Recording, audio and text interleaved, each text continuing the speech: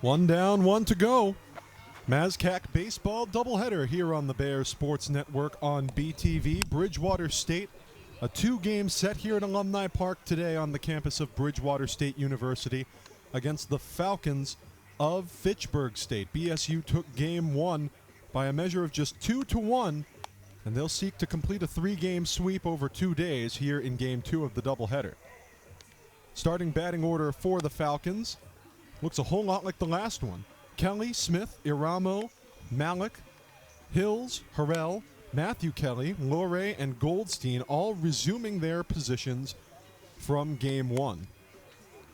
And the man on the bump for BSU, David Kearns, he struggled a bit in his graduate student season, a 6 even ERA coming in today, 2-1 in 6 appearances, 5 of them starts, looking to trim down some of those numbers a bit. Good afternoon, everyone, and welcome back to the Bears Sports Network on BTV.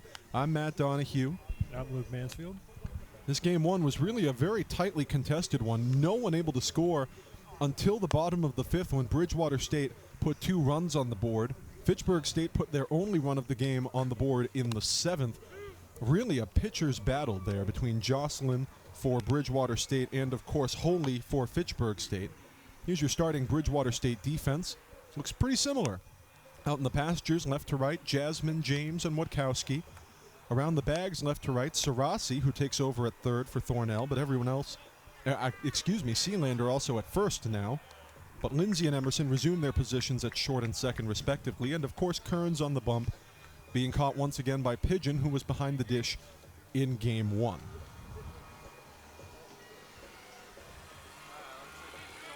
Fitchburg State looking for a bit of revenge here in game two of our doubleheader. One last change with the Bridgewater lineup. DJ Prampin stepping into the DH spot. Noam DeAndre held that for the last game. As things are about to get underway here in the top of the first inning. Here's Maxwell Kelly. Takes ball one on the inside from Kearns. Max Kelly, an East Bridgewater native. So too is his twin brother Matthew Kelly.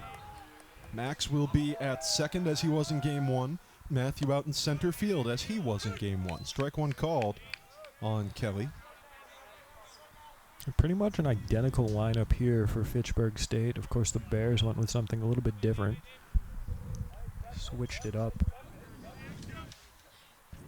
Kelly in game one was 1 for 4 with a single, but he also struck out twice, including a game-ending strikeout looking. Here's the 1-1 pitch. Swing, and he belts that one right past Kearns. Lindsay trying to heave it over to first. Is the play in time? Yes, it is. Sealander makes the grab on the floor for out number 1 here in game 2. Fantastic running play there by Lindsay. Able to get to that ball quickly. So we get a replay here. That was right up the middle, and Lindsay just able to glove it, sliding, and a great stretch by Sealander. Able to pick that one for the out, and that brings up Matthew Smith. Smith at shortstop as he was in game 1. Went 2 for 3 in that game. He'd like to keep it going. He takes ball 1 inside from Kearns.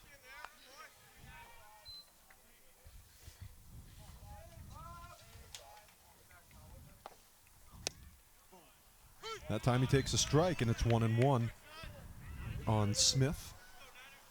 Both an infielder and an outfielder, the Garden State native. Kearns, the 1-1 pitch. Swing, and that one is belted. Not sure if it's fair or foul. It's just barely fair out to right. That one is trouble indeed. Watkowski just able to get a grip on it, chases it down, and it's a quick little you can't see me double from Matthew Smith. 1 gone and 1 aboard. Fantastic throw by Jay Watkowski out there in right. We get the replay here. Barely bounced fair. Then Watkowski all the way from 330 feet back there, right to second base. A fantastic throw to hold him just to 2. Vincent Aramo up to the plate now. A good throw, but a darn slick piece of hitting by Matt Smith, and it brings up Aramo. We talked earlier in the first broadcast about how rare it is to see a catcher hitting so highly in the order, but Aramo has got the batting average to back it up as he takes strike 1 looking. Aramo very solid stats-wise, hitting north of 300 for 356. He came into today's games as the heaviest hitting batter in this Fitchburg State lineup, but he went 0 for 3 in game 1. Here's the 0-1 pitch. Kearns finds the spot, so they say. Strike 2 called, and Irama was down in the count. Hill's on deck behind him. 2 strikes on Vincent Irama with a runner at second. Kearns deals, swing, and that one is foul. Off to the left. So Irama will stay alive. Hill's on deck, Harrell in the hole. Harrell, of course, had a triple late in the first game and ended up coming across for the only Fitchburg State run. He showed some life in the final inning of that game, but Matt Jocelyn pitched them to the end. Kearns the 0-2, and he is rung up. First strikeout of the day for David Kearns, and Iramo becomes the second out of the side. So now that's going to bring up Zachary Malik. That was right at the knees. Here's Malik at first base again. He himself went 0 for 3, including a strikeout. He's seeking to correct that record here against Kearns in game 2. 2 outs for him. Smith, the runner, is at second, and he's got a comfy lead, too. Kearns deals to Malik upstairs, ball 1.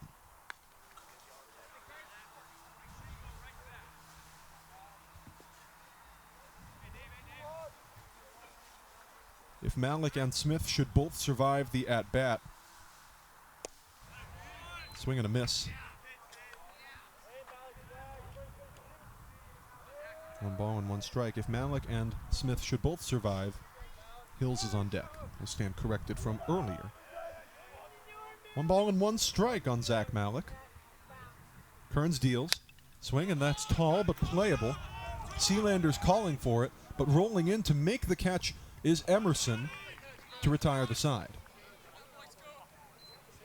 After half an inning, it sure looks like the way it looked for most of game 1. Scoreless between these two teams. Falcons trying to pull 1 of 3 from this 3-game set over the last couple days. As we mentioned, a win by Bridgewater State in Fitchburg, 7-4. That was yesterday. And BSU eking out a 2-1 win in game 1 of today's doubleheader. So halfway through the first, no score. Fitchburg has posted the first hit of the game already, but for naught. Emerson, Wachowski, and James do up. The Bears going with a little bit more of a righty-heavy lineup than they did in the first game. They split their righties and lefties every other batter in the first game. Now it's a little bit different. And the man on the bump, one of the best in the Fitchburg State bullpen, Joseph Hartnett, and his .333 ERA will be tasked with taking down the Bears. The sophomore from North Attleboro, relatively local, and it will be his job to see this Falcons team through to at least 1 win in this current 3-game set against Bridgewater State.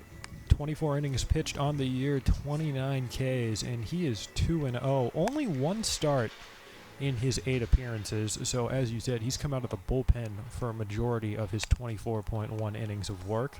Here's your starting order, and it sure looks like the last one in a lot of ways. Emerson, Wachowski, James, the top third. Daniel Jasmine back in left field. He'll hit cleanup. Joshua Sealander, who came in as a pinch hitter in game 1, gets the start in game 2. He's at first base. DJ Prampin DHing in the 6th spot, followed in the bottom third by Sarasi taking over at third. Pigeon behind the dish once again, and closing things out is Lindsay. If it ain't broke, don't fix it. And here's your Fitchburg State defense, which is identical. Around the bags, left to right, Goldstein at third, Loray at short, Maxwell Kelly at second, and Malik at first. Out in the pastures, left to right, Smith in left, Matthew Kelly in center, and Harrell in right. And it is Hartnett on the bump, being caught by Iramo. Here's Emerson. Swings and misses big for strike 1. It's going to be interesting to see how this game plays out. The Bears struggled to generate offense until late in the game, and Holly is not quite the pitcher that we have here with Hartnett. Of course, Hartnett much more experienced than him. Emerson 0-2 now. Emerson went 2 for 3, including an RBI in game 1. The 0-2 is a near miss on the outer edge. He was trying to fool him and pull a swing, but to no success, and it's 1-2 on Scott Emerson. Hartnett deals, this time much more outside, and it's 2-2.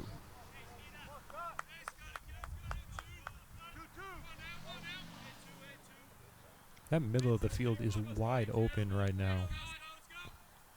The distance in between second and short is massive as Emerson takes one high for ball 3.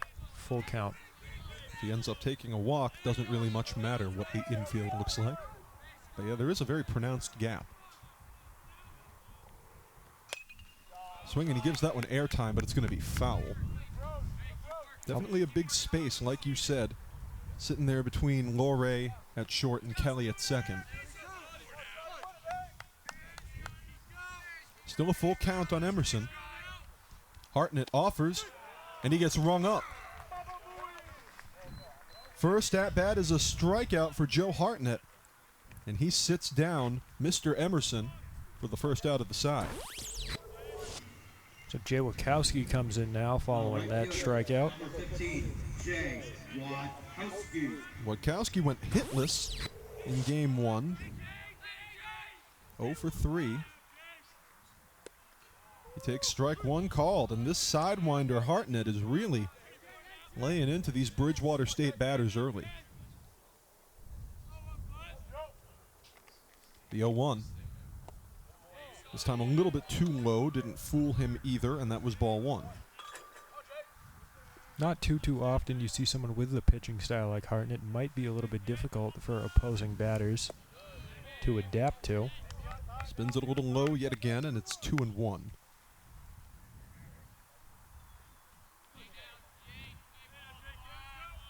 He got the first at-bat strikeout. That's certainly nothing to be ashamed of. Wachowski fouls that one off in front of him, and the count is 2-2. They're definitely working his pitch count so far. 2 balls and 2 strikes.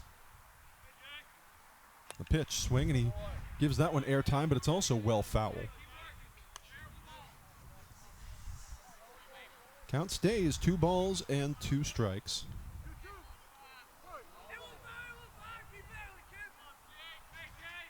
Hartnett deals. Swing, and this time he's got a little bit of air out towards center. Matthew Smith underneath it for the play for out number 2. 2 up, 2 down for Hartnett. Can't argue with success.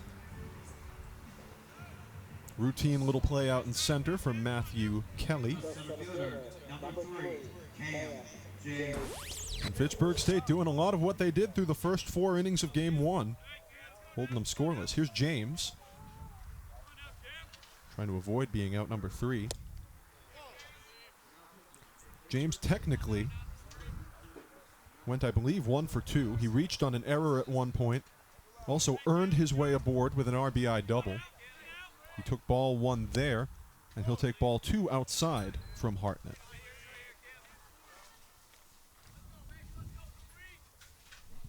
Joe Hartnett, a batting average against of just .216, towards the lower end of this Fitchburg pitching staff. 3-0 count now for Cam James. He's also only issued 7 walks. This is striking. 29 strikeouts and 7 walks. That is not a joke or a misprint on the year for Joe Hartnett. And he gets strike 1 called on Cam James. Now that's a statistic to be proud of. Oh, definitely. This guy's very, very solid. As you mentioned at the top, he's been a relief pitcher, but he gets the start today. This time, however, he offers walk number 8 on the year to James. So with 2 out, Bridgewater State has their first base runner of game 2. Brings up Jasmine, who's hitting cleanup in game 2. He was in the 6th spot in game 1. In both games, he has played left field. 1 on, 2 gone for the Bears. Hartnett deals, and Jasmine has to duck. That was definitely ball 1.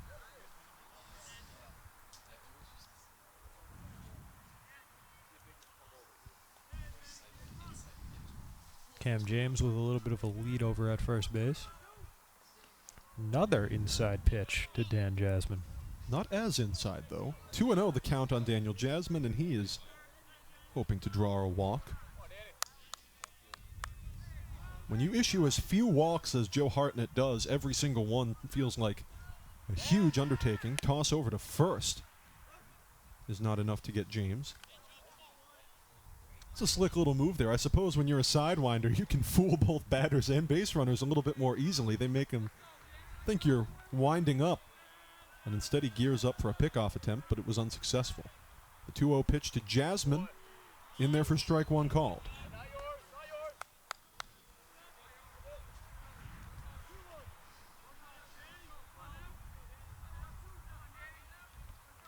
Two and one the count on Jasmine. Hartnett offers.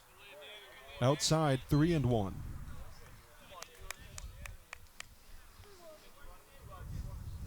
In a season where he has walked almost nobody, Joe Hartnett is at risk of back-to-back walks here in the bottom of the first, excuse me. Look for Jasmine to maybe take this up in the count. 3-1. No, he swung through it. And that is strike two. I think that might have been ball four if he wasn't to swing at that. It's possible. It was sort of towards the middle. But I couldn't get a good read on it because Jasmine tried to lay his bat on it. Get a replay of that. That one looked a little bit inside. Chin shot to the official, and he's going to take a walk and check himself over here. He's wandering over to the BSU dugout. Certainly no malicious intent there by Jasmine. An unfortunate foul, it seems like. Now that we get the view from the front. A foul ball that took the official in the chin, and now there's going to be some consultation. I believe they're maybe trying to repair the official's mask. Yeah, it looks like something, his chin guard broke off. That's why it's there, I suppose. Better the chin guard than the chin. It did its job. It's up and around and moving, our home plate official. Hopefully all is well and he is okay. Sure seems like it, but it seems like that mask, as it is designed to do, took the brunt of that foul ball from Jasmine. It looks like the BSU dugout came out with some medical tape or something to patch that back up. We take care of folks here at BSU. Certainly Fitchburg State the same. ASCAC baseball, all about sportsmanship. Something that is prized around these parts.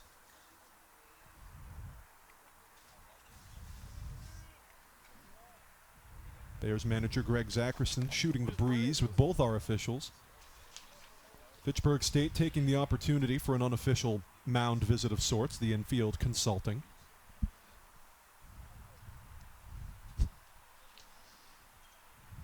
Three-two count on Jasmine whenever play resumes.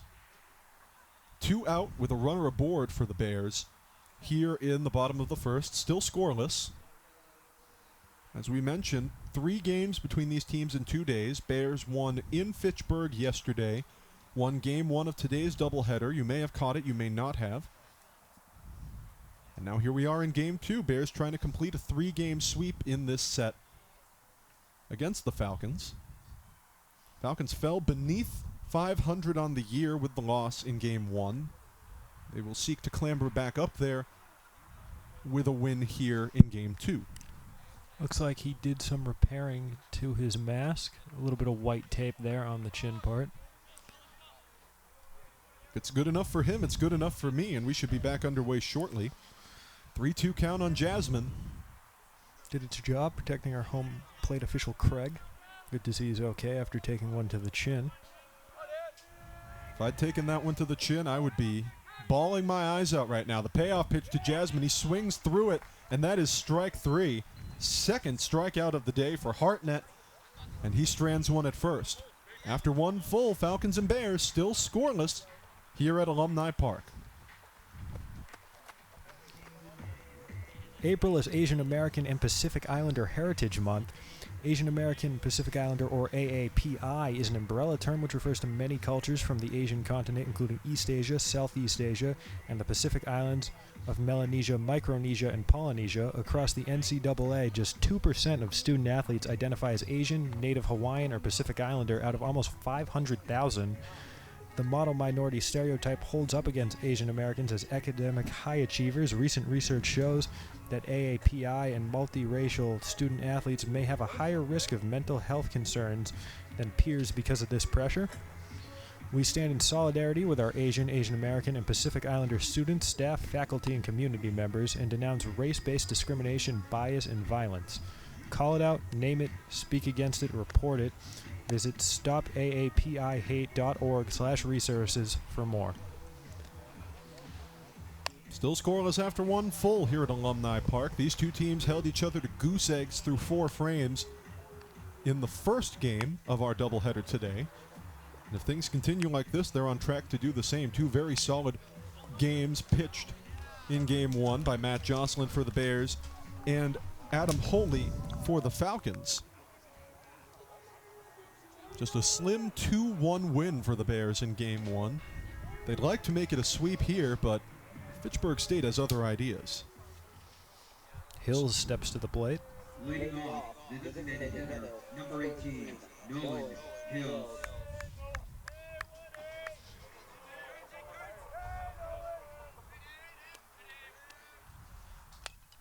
Hills swings at the first one he sees and fouls it behind himself, 0-1.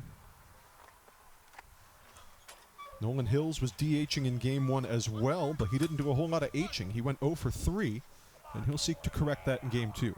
Kearns, the 0-1 pitch. Just misses, and a valiant effort at a frame job by Pigeon, but it was not enough to convince Mr. Craig. And that is ball 1. Kearns wasting no time, the 1-1 pitch. Swing, and that one is clubbed right over, trying to grab it, and it escapes the grasp of Lindsay. Probably going to be an E6, but no matter how you cut the cake, Hills is aboard to start out the second inning. Lindsay trying to slide in there, but he just can't plant his glove on it. Close but no cigar. And Nolan Hills reaches first for the first time today. The right fielder, number 1, Jacob Harrell. 1 on, nobody gone, brings up Harrell. Went 3 for 3, 2 singles and a triple. What a Game 1 he had. Wild pitch there. Hills is going to try to leg one out. Didn't take much effort at all, and he's safely into second off the wild pitch. Speaking of not much effort on Harrell's triple, he slid, but he could have walked in there clean.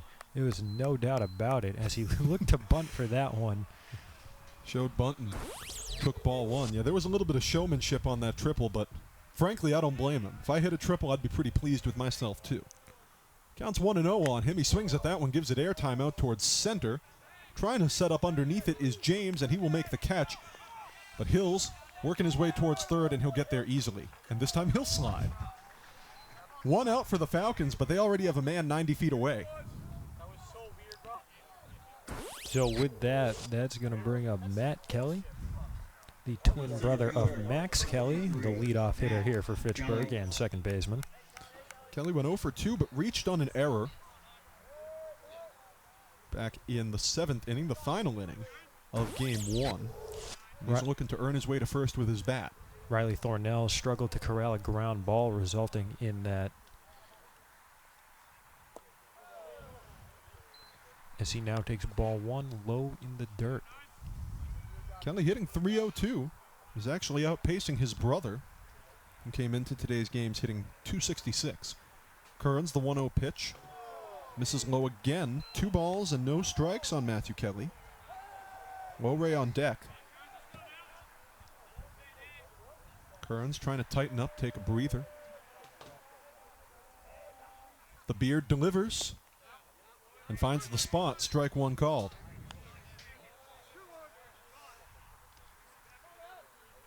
David Kearns, for the last few years out of Cambridge, Ringe, and Latin, has been a star for these Bears, but he's struggled in his graduate student season. The 2-1 pitch. Bouncer inside, but saved by Pigeon, and that's ball 3. Kearns trying to tighten up after an initial troublesome start to his year. Looking to close things out well here in the 2023 MASCAC campaign. 3-1 pitch to Matthew Kelly. Swing, and he gives that space out towards center. James trying to post up underneath it, and he makes the catch. Hills sees his chance, and he's going to start running like crazy towards home, and he slides in. This is the earliest scoring we've seen today And Nolan Hills, benefiting from a sacrifice fly by Matt Kelly, makes it 1-0 Fitchburg.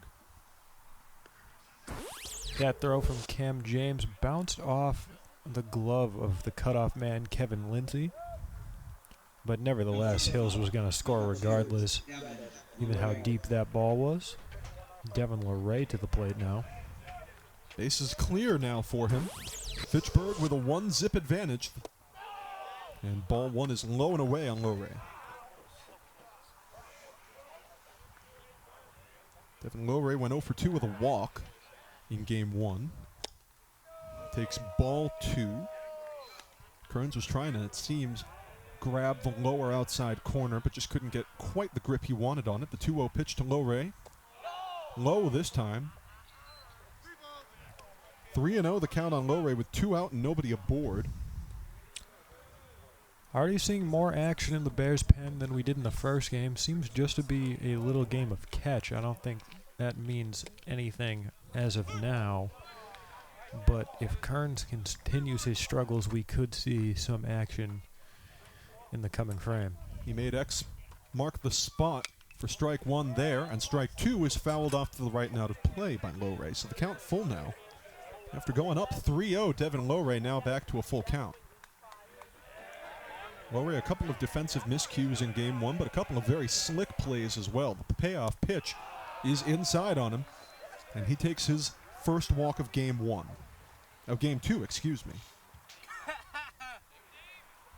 2 outs, but the Falcons have yet another runner at first. The third baseman, number 9, Liam Goldstein. Liam Goldstein went 0 for 2.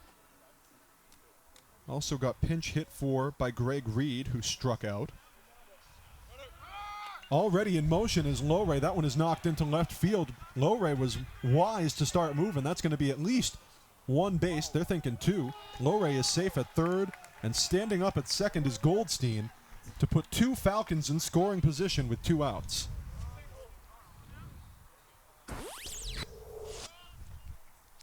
Little replay of that. Nice knock down the left field line. Good job corralling it by Daniel Jasmine. Got it in quickly and held the runners to second and third. Falcons putting themselves in great position to piece together a solid revenge game here in game 2 of the doubleheader. Here's Maxwell Kelly. Kearns deals. Strike one called. Kelly held up with plenty of time, but it was just well placed. With their last 2 games, both against BSU, the Falcons are sitting at 13 and 14 overall. Swinging, that one is knocked right over. Trying to grab it is Emerson. It escapes his glove. He picks it up, heaves to first, and the play is complete to finally retire the side, but not before Fitchburg State draws first blood. And after 1.5, the Falcons enjoy a 1-zip lead over the Bears. Out-hitting them, outscoring them. These Falcons are not going away without a fight here at Alumni Park. The 3 new lineup changes for Game 2. Sealander, Prampin, and Sarasi do up to get things started for the Bears in the bottom of the frame. Sealander came in as a pinch hitter in Game 1. He came in to fill in for DeAndre. Went 0 for 1 as a result. Prampin seeing his first action of the day today. Sarasi the same. DHing and third base respectively. As I was saying before that ground out, Fitchburg now at 4 and 10 in the MASCAC as the Bears improve to 10 and 2, 24 and 7 overall.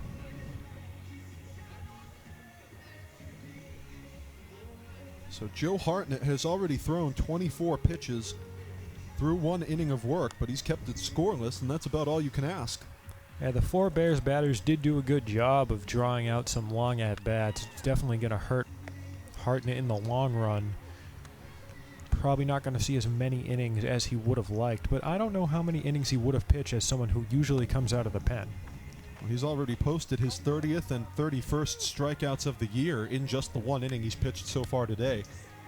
Certainly a very solid outing. 2 strikeouts, a walk, and a flyout induced by Joe Hartnett to get things started here at Alumni Park.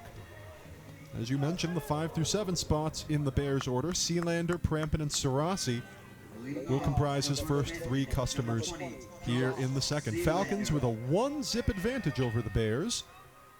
BSU trying to climb back into the driver's seat here in the second. Josh Sealander came into today's games hitting .372. We were talking all throughout game one as he takes strike one called.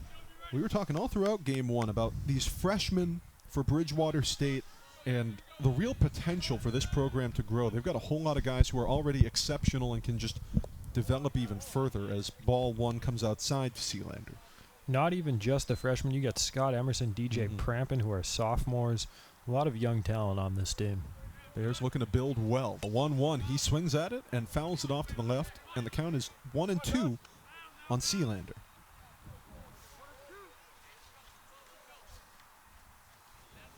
Josh Sealander from Connecticut. The 1-2. Swing, and he fouls that one as well. This time it stays inside the fence.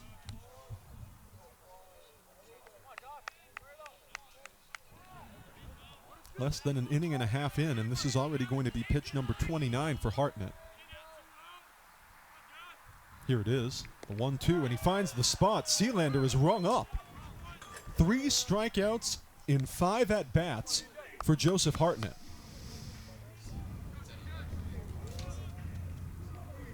A dominant pitching performance so far. 1 gone, nobody on, brings up Prampin. Hitting .283 coming in today.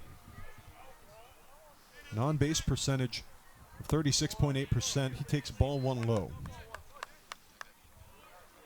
This is Prampin's first action of the day. Did not play in the first game. Hartnett, the 1-0 to Prampin, finds the spot, and it's strike one call. Hartnett's got to be feeling good out there with the strikeouts he's delivered. Regardless of the pitch count, he has pitched a very solid game thus far. That's exactly what he does. Prampin fouls it behind himself to go 1-2 in the count.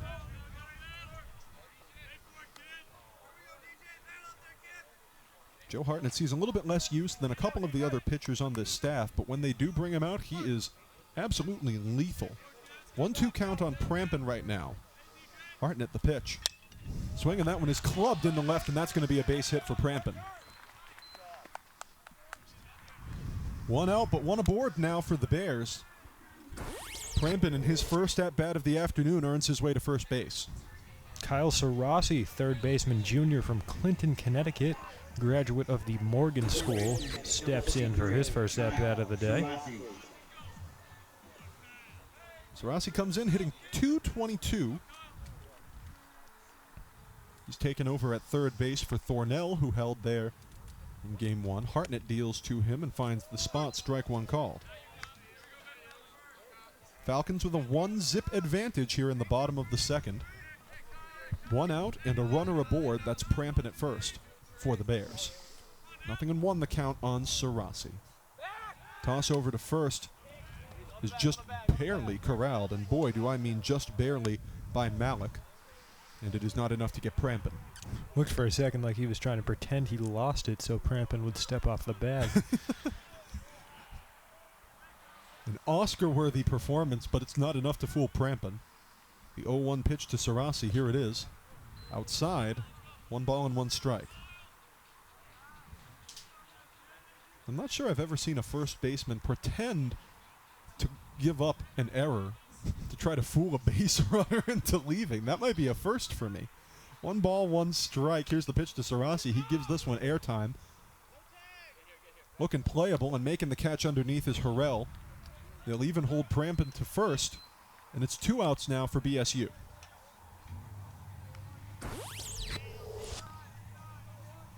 The routine fly ball here from Sarasi. Harrell corralled that one pretty easily. Prampin wasn't even going to test it. Kind of shallow for him to do so anyway. And Matt Pigeon comes up for his first at-bat of the day. Pigeon catching in this game for the Bears as he was in game 1. Went, I believe, either 1 for 2 or 1 for 3. Prampin's running. They're going to try to take him down at second, and they do not. They attempted to heave it over to Lowray. Aramo did, but it was not enough to keep the speedster Prampin, who already had a very cozy lead, from sliding safely into second. Some people in the stands not too happy from the sounds of it. But good base running right there by DJ Prampin. The stands much fuller than they were in game one, excuse me. So Prampin now at second, but 2 outs for the Bears. And a threat of a toss to second. But Hartnett does not follow through on that threat. 1 ball and no strikes on Pigeon.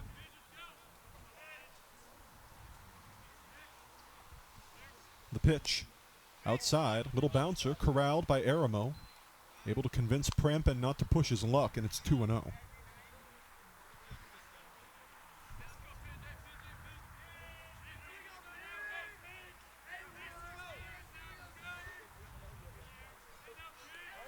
Hartnett already pressing close to 40 pitches, and we're not even out of the second inning. The 2-0 pitch to Pigeon well outside for ball 3. Yeah, some action in the pen there for Fitchburg already. It's kind of funny to see. These have been very effective at-bats for Hartnett.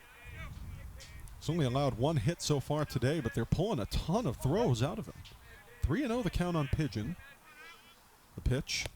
Outside, that's going to be ball 4. The toss over to second, and now they've got Prampin in a jam. This will be where they get their third out. It's a matter of who.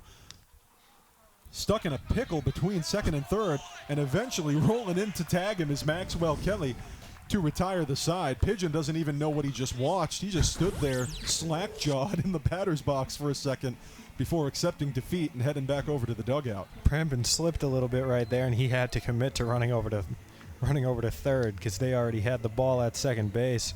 It was just a matter of time before he got caught in a rundown and tagged out, so the Bears leave one stranded. Actually, they don't leave one stranded because he was the one who got out. He's caught stealing. Tough go for DJ Prampin. Fooled him once, shame on Fitchburg. But fool him twice, shame on Bridgewater. Falcons with a 1-zip lead after 2 full frames here at Alumni Park.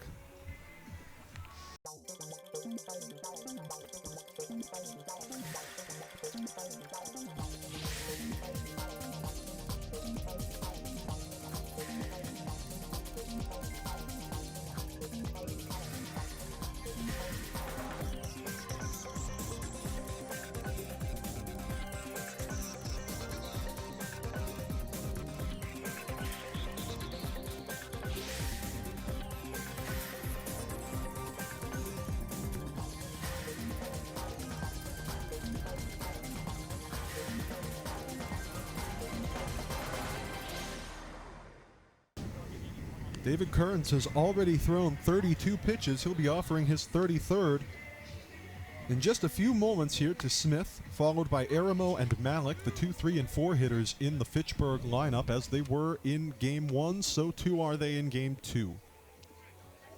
Falcons with a 1-0 lead after 2 frames. Bridgewater State trying to avoid coughing up one of the 3 games in this set. Again, beat the Falcons, in Fitchburg yesterday.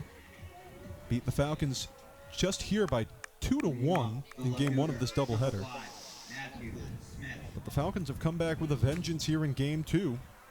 They lead 1-0, and here's Matthew Smith, who was a big part of that, with a first-inning double. Kearns, the pitch, finds the spot. Strike 1 called. Looked a little low from our vantage point, perhaps, but the call is strike 1. The 0-1 pitch from Kearns, wasting no time at all. And they're going to give him strike 2. Kearns benefiting from a wide strike zone here, apparently. The 0-2 pitch. That time well outside, and that was beyond dispute, ball 1. That was pitch number 35 for Kearns. They're really pulling a whole lot of pitches out of both of these arms on the mound. Swing and a miss. And Smith goes down on strikes. Second strikeout of the day for Kearns. Brings up Aramo, who was the first. Aramo, I hope I'm not pronouncing his name incorrectly. If anyone should see fit as to yell through the window here at me to guide me on that pronunciation, I wouldn't mind. Swing, and he clubs that one right over to Sarasi at third. The toss to first is good for out number 2. Surely wouldn't be the first time a spectator has felt the need to yell at us through the window. We've received lessons on appreciated lessons on pronunciation before. 2 outs now for the Falcons. And here's Malik. Also, we've since noted not to talk too much about how bad a team's losing in a blowout. But thankfully that hasn't happened today. It's been a very competitive couple of games. Fitchburg right now with a 1-zip advantage over the Bears. That's strike 1 called on Malik to go 1-1 in the count. It's been some very interesting baseball thus far, and this game continues to be close. Swing, and that has airtime, but it's going to land foul. We'll see if it's playable or not. Trying to have a look-see at it. No, it's going to be out of play beyond the fence. Sealander had ideas, but it was simply too far for him. So that will be strike 2 on Malik, and it's 1-2 in the count. Malik still in the hunt for his first hit of the day.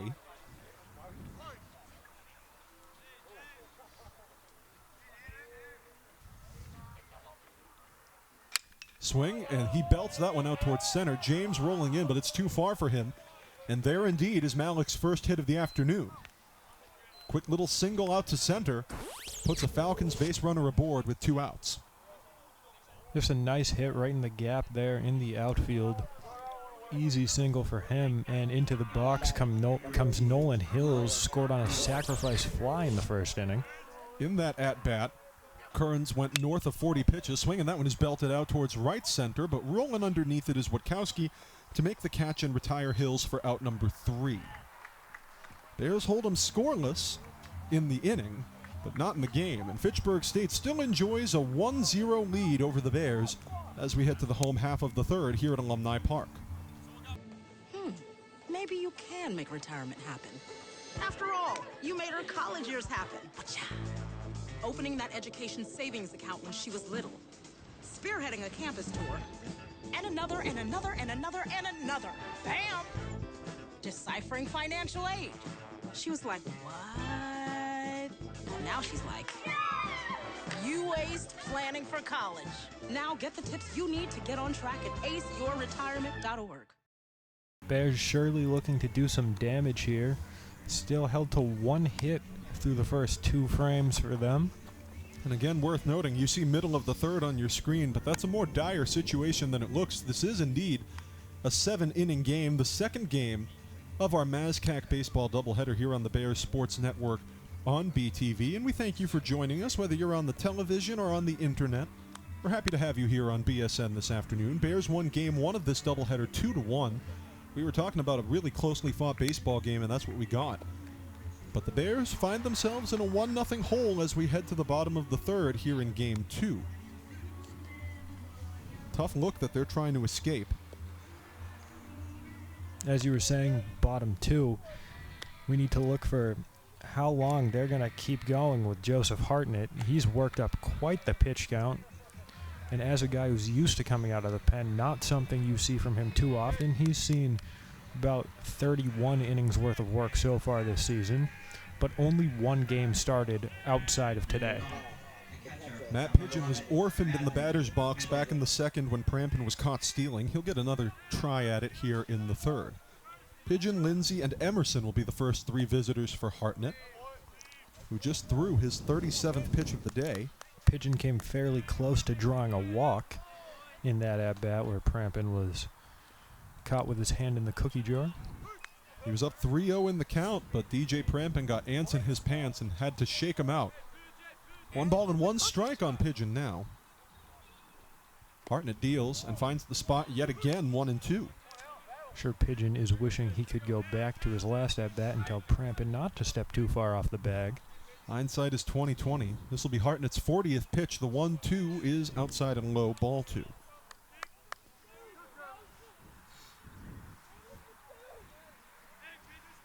He's been effective today, but the batters have been able to work him deep into the count thus far. And this at-bat's no different as we're going to 5 pitches. Pigeon 6 pitches now. Pigeon fouled that one into the backstop to stay alive. Lindsay on deck, Emerson in the hole. Count still 2-2 on Pigeon. Hartnett the throw. Swing and a miss.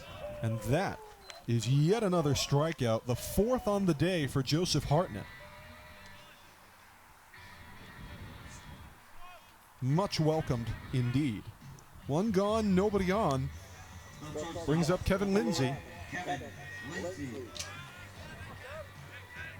Lindsay went 0 for 2 in game 1, but contributed with a sacrifice bunt. That one is way outside, beyond the reach of Iramo, and it's 1-0 on Lindsay.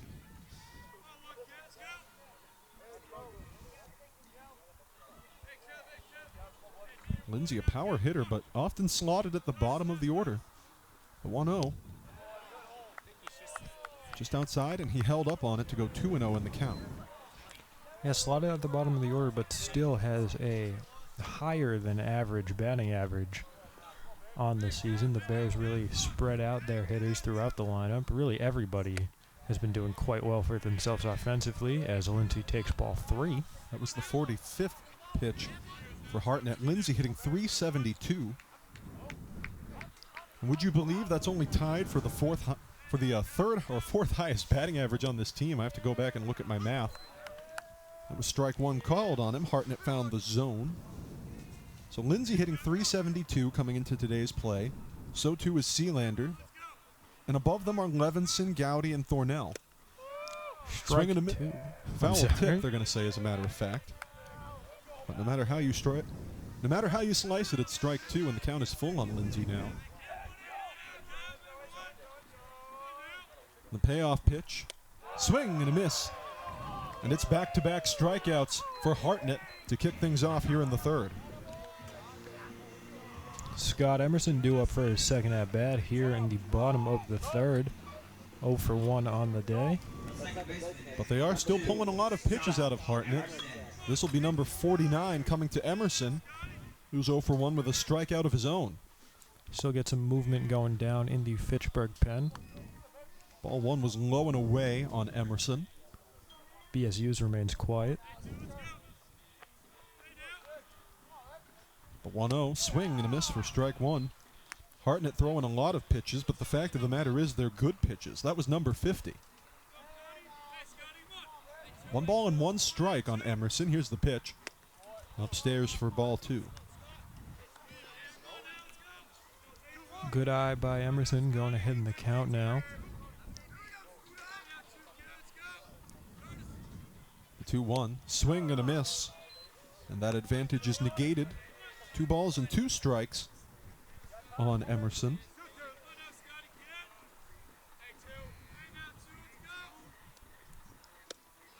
Upstairs for ball 3, and the count is full. Joe Hartnett has the lowest batting average against of any Fitchburg State pitcher. Second lowest. Just .216. They're going to say he went. And that is strike 3. 3 consecutive strikeouts for Joseph Hartnett. He is asserting his dominance, but he's thrown a whole lot of pitches. After 3 full, Falcons still enjoy a 1-zip advantage.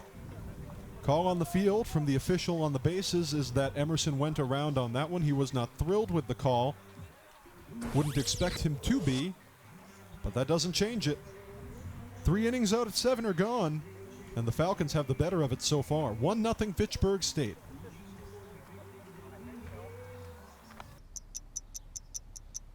I understand. I know it's not your typical resume. Okay, well. But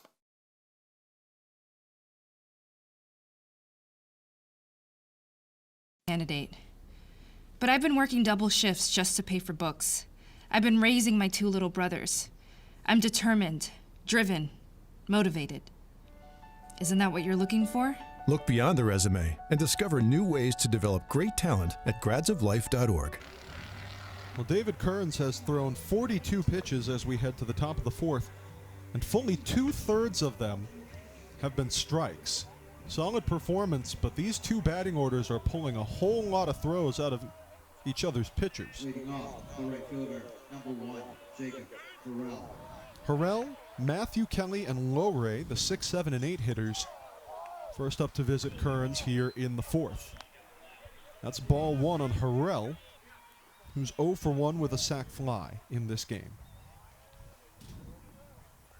Kearns, the 1-0, finds the spot, and it's 1 ball and 1 strike on Harrell. This will be his 45th pitch coming up. Both of these arms getting worked really deep. The 1-1 swing, and that is foul into the floor. And Harrell goes 1-2.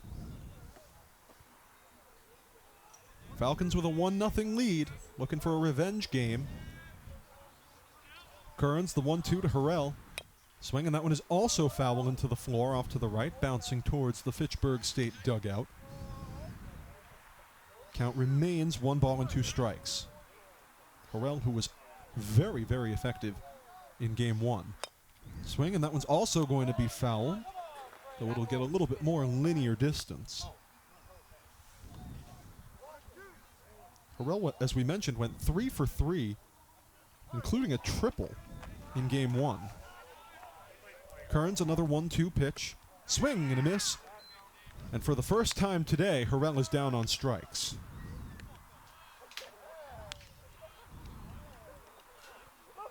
Brings up Matthew Kelly, who drove in a run with a sacrifice fly of his own back in the second. He sent Hills across home plate for the only run so far in this game. Kearns deals and finds the spot, paints the outer edge, 0-1. Coming up will be Kearns' 50th pitch. Here it is, the 0-1. That time a little too high and a little too outside. And it's 1-1 on Kelly. Kearns wasting no time, the 1-1. Swing, and that is tracking foul. Falls within the fence just barely, but it is definitively foul, and it is 1-2 on Kelly. Kelly, as we were mentioning in game 1, an East Bridgewater native, Cardinal Spellman grad, so too is his twin brother Maxwell Kelly. Both were in the order for game 1. They are in the order again here for game 2.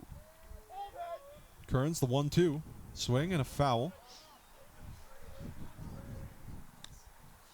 Matthew Kelly, as we mentioned, out in center field for the Falcons. Maxwell Kelly at second.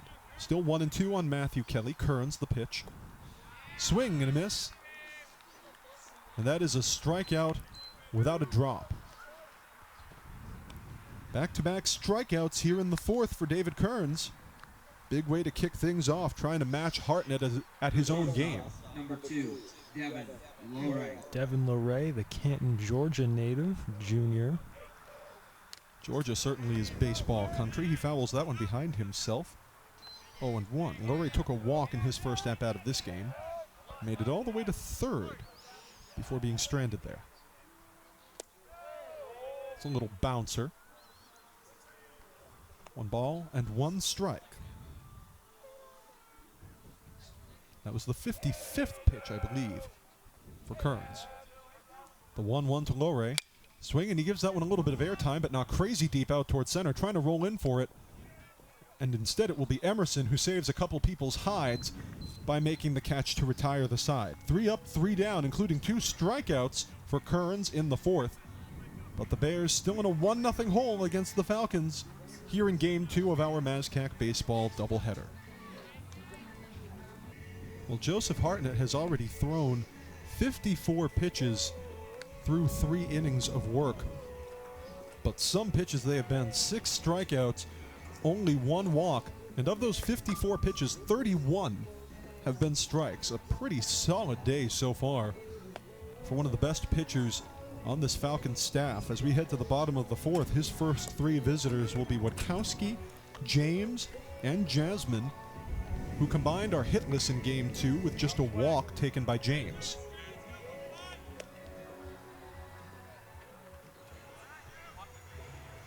Witkowski flied out to center in his first at-bat. Usually a solid hitter, but he went hitless in Game 1, and he's trying to avoid repeating that fate here in Game 2.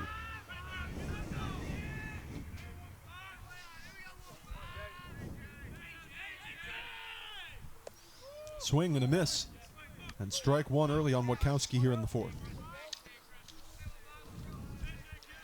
Justin Mayhew, The sophomore right-handed pitcher out of Windham, New Hampshire, is the man throwing around in Fitchburg's bullpen. He's been at it for a couple innings now. Gearing up to see how much Hartnett has left in him. Certainly he's had a very good day, but he's thrown a ton of pitches already. The 1-1 to Witkowski finds the spot. Strike 2 called. Of course, BSU still empty. Kern has done pretty good, minus the 1 run he gave up, which was earlier into the game. Hartnett, the 1-2 to Witkowski. He's upstairs and away, ball 2. Still, sorry. No, my bad. I was just going to say Bears were able to preserve some pitching by getting a complete game out of Jocelyn in game 1. The 2-2 pitch swing, and that has airtime out towards left center. It's got some distance, but posting up underneath it is Smith for the catch in left. Looked like it was going to carry a little bit further than it ultimately did, and Matthew Smith retires the first batter of the 4th. So Bears were able to get a complete game out of Jocelyn in game 1. That was his 7th of the year. As you see right here, just a routine little left field play for Smith. 1 gone, nobody on. Brings up Cam James. As you said, it's getting to be a little bit of a dire situation for the Bears. This is the second game of a doubleheader, only 7 innings apiece. And we are now in the bottom of the 4th, and the Bears still have 1 hit. Game 1 was scoreless until the bottom of the 5th as James fouls that one into the backstop to go 0-2. Bottom of the 5th, Bears were finally able to drag 2 runners across home plate. And they were the only 2 Bear scores of that game. Fitchburg scored once in the 7th, but it was not enough. The 0-2 to James, outside and high, ball 1. These 2 teams have played really, and I mean really competitive baseball against each other today. And even yesterday's win, just 7-4, not a blowout by any means. That one outside as well from Hartnett, and it's 2-2. A win in this game would put Fitchburg State back at 500 on the year. The 2-2 pitch to James, well outside again. He's putting him over to the opposite batter's box, and the count is full now on Cam James. 1 out, nobody aboard here in the bottom of the 4th, and Fitchburg clinging to a 1-0 lead. Hartnett up above 60 now. That foul ball was number 65. James will stay alive. Hartnett's had a really exceptional day, but it's just taken him a ton of pitches to do it. It's all these foul balls and things. Another 3-2, swinging that one's going to be foul out of play off to the right.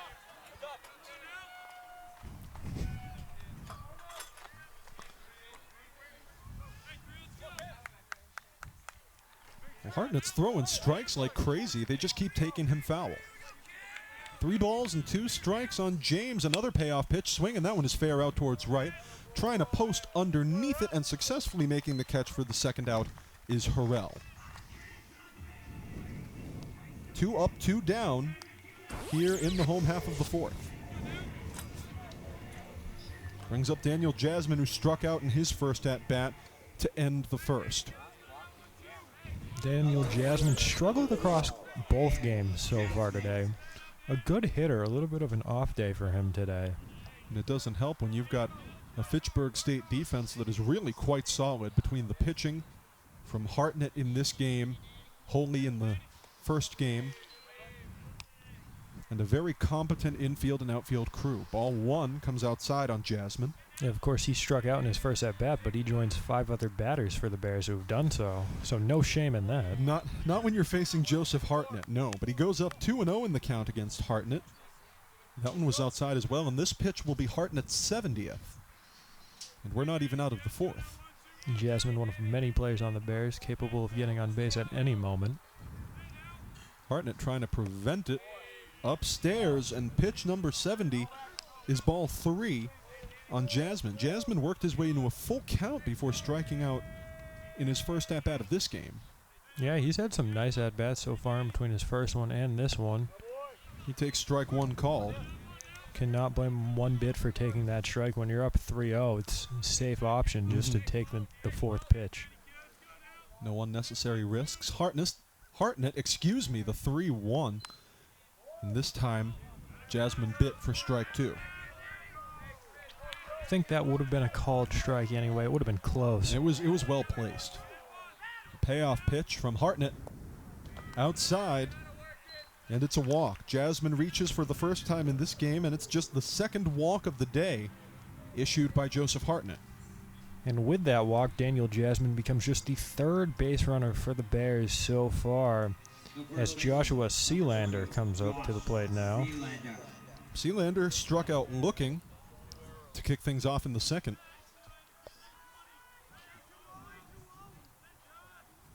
Hartnett deals and finds the spot, strike one called. Those were quaint times when Joe Hartnett had only struck out 2 batters before him, and he became the third. 0-1 the count on Sealander right now. Hartnett sides and winds, but that one's upstairs and away for ball 1. That was pitch number 75 for Joseph Hartnett, who again is having a tremendous day, but is simply having to throw a lot of pitches to get there. 1-1. Swing and a miss. Sealander sprung on it, and it went poorly for strike 2. Bears down to their last strike of the inning. 1-2 the count, 2 outs. Jasmine on first. Hartnett weighs his options and opts to throw over to first, but it is not in time to pick off Jasmine. Daniel Jasmine just able to walk back over to first base. Really didn't have that much of a lead there. Not sure why they checked on him. It wasn't a high effort, high speed check, I should say, by Hartnett. Maybe just trying to put him in his place a little bit, and that one's inside. That one almost nicked him. Sealander has to do a bit of ducking and dodging to avoid eating ball 2.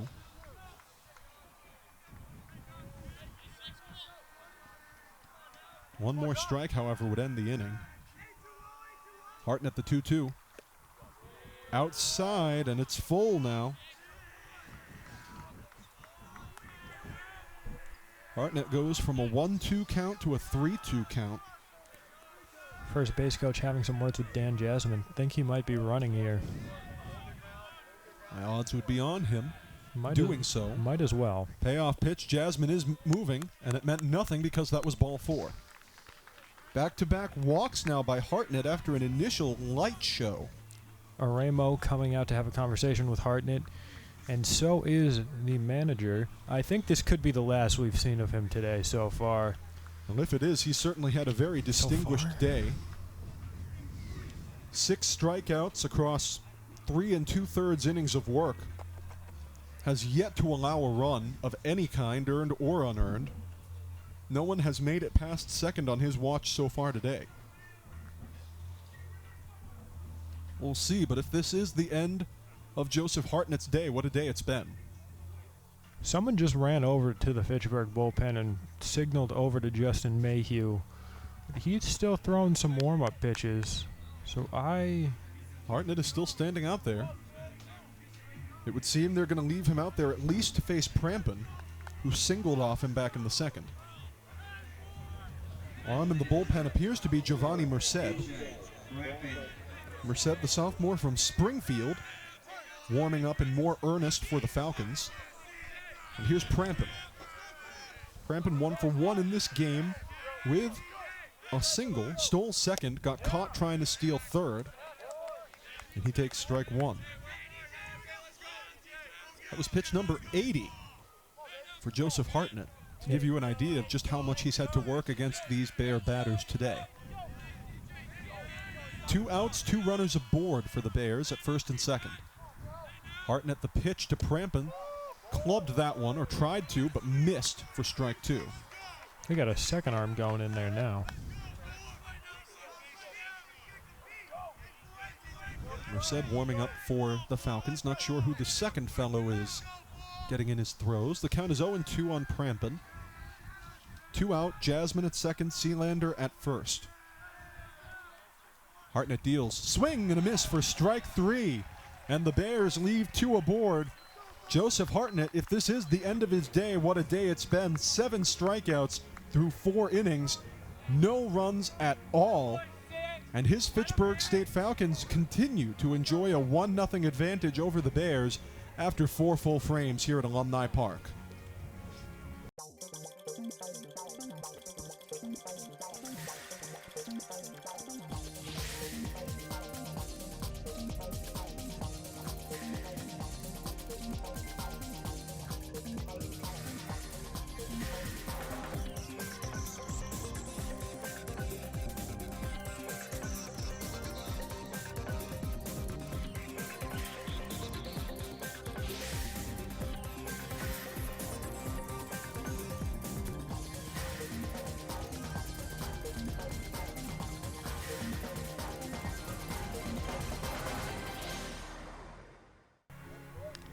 Well, the Bears will leave David Kearns out there to kick things off here in the 5th inning of Game 2 of our Mazcac baseball doubleheader. Bears in a 1-zip hole against the Falcons. Bridgewater State won Game 1 today 2-1, but are now down to Fitchburg State, who are looking for a revenge game after 2 defeats in 2 days. Goldstein, Maxwell Kelly, and Smith will be the first 3 up to visit Kearns here in the 5th. Goldstein doubled back in the 2nd, but nothing ended up coming of it. He was stranded there. He takes strike 1 called.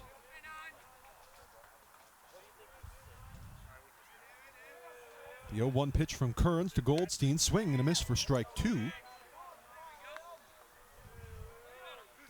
Liam Goldstein hitting .236 coming into play today.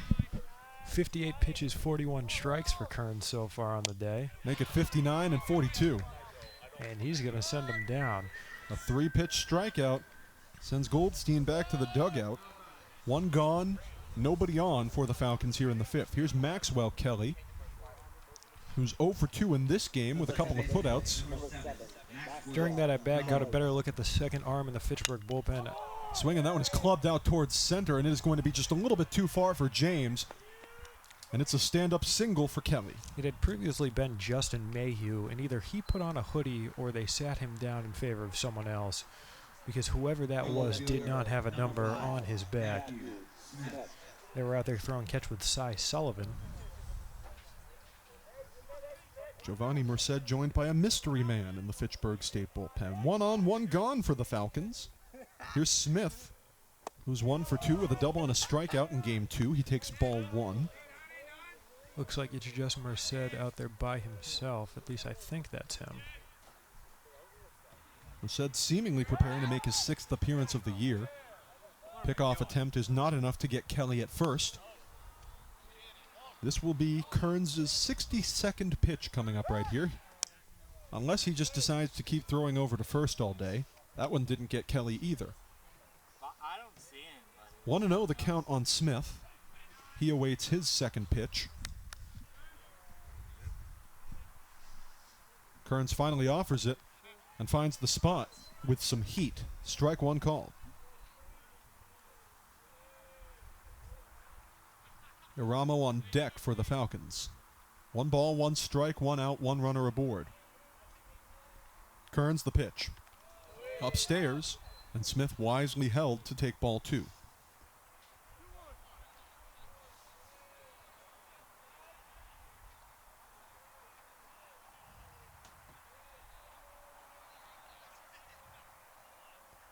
Kearns, the 2-1 swing, and that has airtime, but it's spinning foul, and it's going to land out of play either in or near, looks like in, the Fitchburg State bullpen. Almost a nice catch there by Eric McCollum, just a little bit off. Wouldn't have been a fly out, though. Yeah, he made a nice play in the first game, the Fitchburg bullpen catcher. Maybe he's thinking of moving to the outfield. The 2-2 from Kearns, swinging, that one is definitely fair out towards center. James trying to set up underneath it, and he does for the 2nd out.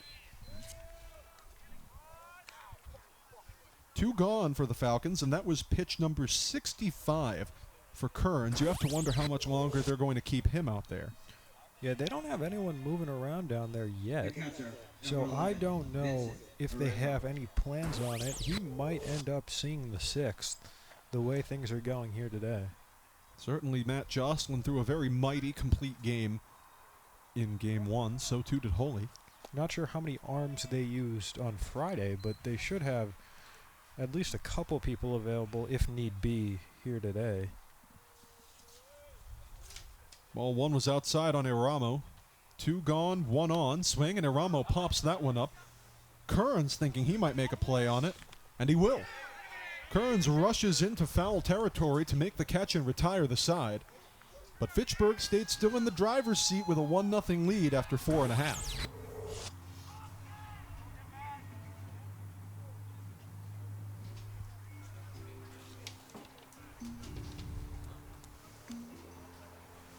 Joseph Hartnett is getting ready to come out again. He is still in the game for the bottom of the fifth. He has worked himself quite the pitch count thus far. But it's paid off in spades. Falcons lead 1-0. Bears have taken off just one hit in this entire game as we head to the bottom of the fifth. Joe Hartnett preparing to throw his 83rd pitch. But if I were in his shoes, I would assume it was all worth it for the stat line he's put together today. 7 strikeouts across 4 frames of work so far. And again, just one hit. I'd assume they're not going to push him too far into this inning. Joseph Hartnett coming in had thrown just 24.1 innings of work all year. That was across 8 appearances. And now, perhaps because of the fact that this is indeed a 7-inning game, he's already thrown more than half a game. His first 3 visitors here in the home half of the fifth will be Sarasi, Pigeon, and Lindsay, the bottom third of the order, who combined are 0 for 3. Pigeon and Lindsay are among his 7 strikeout victims. That's a striking number in and of itself. It's rare you see a sophomore with the kind of season he's having, as a pitcher at least. Man's a beast. You got to give Joe Hartnett his flowers. Here's Sarasi, who flied out to right back in the second. Swing, and he gives that one airtime out into left center. That's going to fall right into a little bit of a gap. Too much for Smith to handle. Sarasi's thinking 2 bases. His batting helmet is off, and 2 bases standing up. A leadoff first pitch double for Kyle Sarasi here in the fifth. Take you back to that right there. Looks like it just snuck by out there in left field. Just barely. Ended up rolling out to the back of the wall past Smith. So a good way to get things started for a team in dire need of some runs here. No outs and a runner in scoring position already for the Bears. Here's Pigeon, who struck out back in the third. The first of 3 strikeouts in that inning, in order. Hartnett deals. He shows bunt, Pigeon does, but it's foul.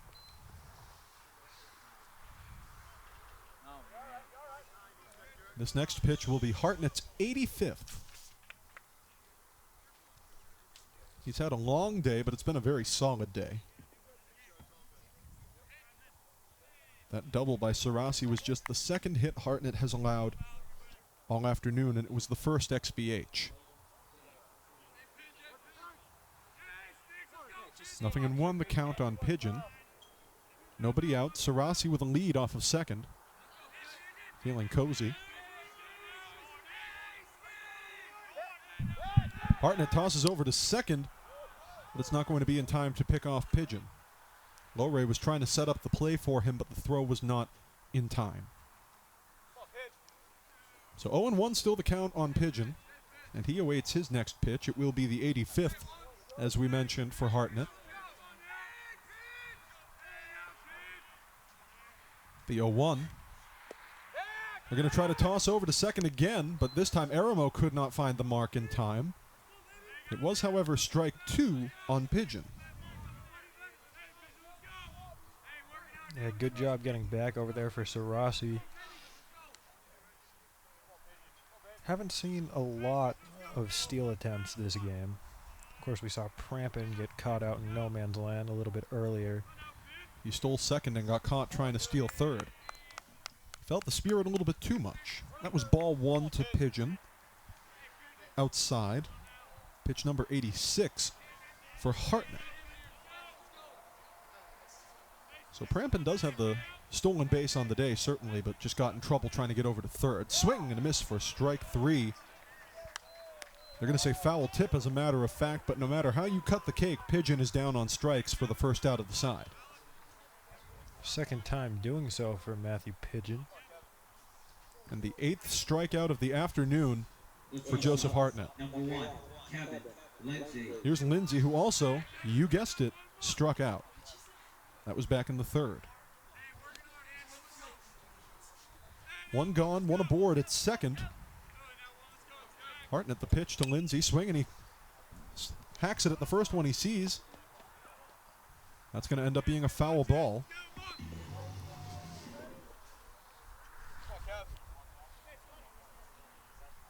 Someone was very eager to start playing Scott Emerson's walk-up music. But the count is 0-1 on Lindsay. A foul ball that seemed like it had the potential to stay fair for just a minute, but ended up bouncing such. It was a good eye by Goldstein, waiting for it to do so. So 0-1 the count on Lindsay. Hartnett works, swing, and that one is definitely fair. Goldstein catches the bouncer, heaves to first, and it escapes. It is too much for Malik to handle. Quick little trip to third is true for Sarasi. He'll stay there. And aboard off of what would appear to be an E3 is Lindsay. It looks like Kevin Lindsay ran into the glove over there. He would have been safe anyway by a decent amount. But it looks like he might have clipped the glove after the scoop was missed. Scott Emerson, now he's batting, as you can hear the cult of personality in the background. He's about to receive the 90th pitch of the day for Joe Hartnett. So action has ended out there in the Fitchburg bullpen. I am assuming that after Scott Emerson's at-bat, we could see the end of Hartnett's day. Depends how things turn out. Runners at the corners with only one out for Bridgewater State, who are threatening to score for the first time in this game. But Fitchburg still with a 1-0 lead here in the bottom of the 5th. The count is 0-1 on Emerson after he fouled that one out of play. They are in a double play position, so anything down that right side gap, and Lindsay's going to have to move to avoid having two turned on them. Emerson initially showed bunt, held up, held back, and took ball 1. And as you mentioned, Iramo did threaten Lindsay over at first. Hartnett the 1-1. He pulls back on the bunt again, Emerson does, and takes ball 2. That one was well outside from Hartnett. Looks like Scott Emerson just wants to take away that double play ball, even if it means getting the second out of the inning. 2-1 the count on Emerson now. Hartnett deals. That bunt didn't work so well. Strike 2. 2-2 count on Emerson. That's going to be the end of him trying to bunt. And this will be pitch number 94 for Hartnett. Lindsay at first, Sarasi at third. Hartnett deals, swing and a miss for strike 3. But rolling into second is Lindsay. He's able to steal second out of that, and the toss over to third was not enough to get Sarasi.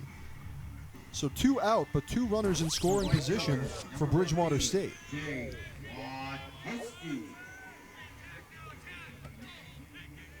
Joe Hartnett has thrown 94 pitches. This will be 95. Coming up here to Witkowski, who's 0 for 2 with a couple of flyouts.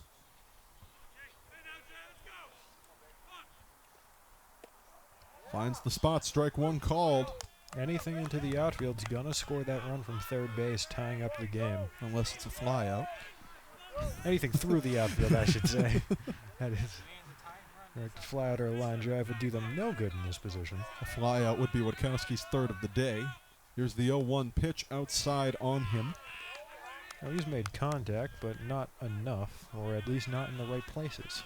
This next pitch will be Hartnett's 97th. And they only give me room for 99 pitches in the scorebook. But he's thrown an incredible day of work so far, Joseph Hartnett has. He really has been tremendous. The 1-1 pitch, swing and a miss from Witkowski for strike 2. And the Bears, with 2 runners in scoring position, are 1 strike away from ending the inning. It would be unfortunate indeed to leave him at second and third. 1-2 the count on Witkowski. With 2 outs, Hartnett deals, Swing, and that is foul out of play off to the left to stay alive. It stays 1 ball and 2 strikes on Witkowski. Gonna have to get a new page in the scorebook. He's still in the hunt for his first hit of the day, although he posted a sac bunt and a sac fly in game 1. The 1-2 pitch from Hartnett. Here it is. Swing and a miss. And the Bears indeed strand 2 in scoring position. A heartbreaker to finish off inning number 5 out of 7.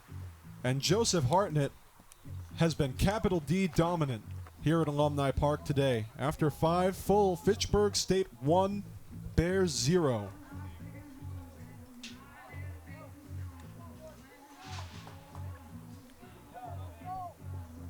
So the Bears, as you see on your screen, still getting out hit by Fitchburg. Only 2 hits for them so far today. They've had a couple of walks, but still none of that has resulted in any runs. No errors for them, 1 error for Fitchburg.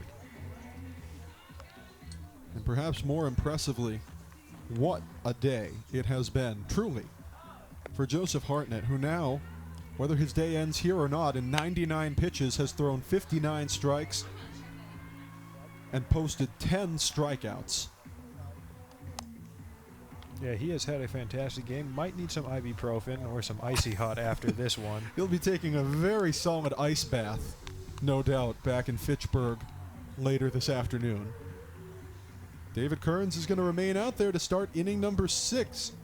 It's Bears baseball on the Bears Sports Network on BTV. We thank you for joining us on the web or on your television. But if you're a Bears fan, this may not be your game. Game 2 of this doubleheader, the Falcons have been all over Bridgewater State, and Fitchburg leads 1-0 as we head to frame number 6. Again, 7-inning game. It's a doubleheader today. Bears won game 1, but they are fighting for their lives here in game 2. 6 more outs for both teams to tax them on. And we're going to get things started here with Zachary Malik. Malik, Hills, and Harrell. Leading off, number 21. The middle third will be first up to visit Mr. Kearns. Swinging, that one is belted right into the gap in left center for a base hit.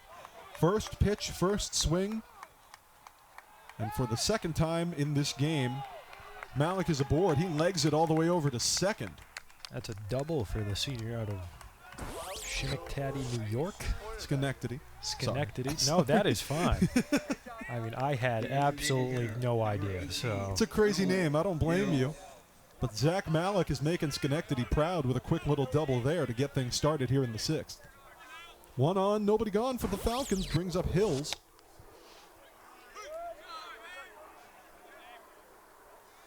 Took strike 1. Pitch number 69 for Kearns.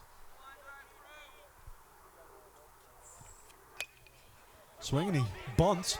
Kearns will toss over to first for the out, but it will move. It will move Malik along to third. almost pulled Sealander off the bag with that one, but he was able to stay on, getting the first out of the inning. And with that, brings up Jacob Harrell. Don't know why I wanted to call him Kevin. Jacob Harrell.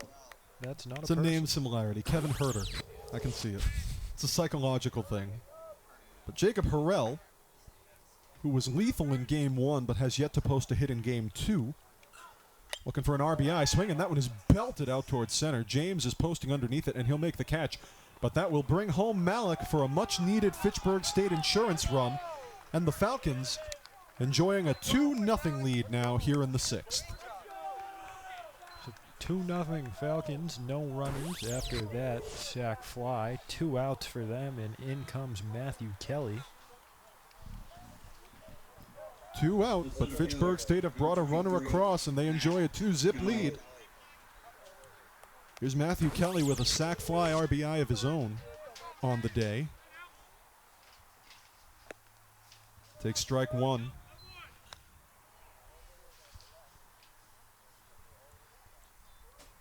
Kearns wasting no time. The pitch upstairs and away. Ball 1.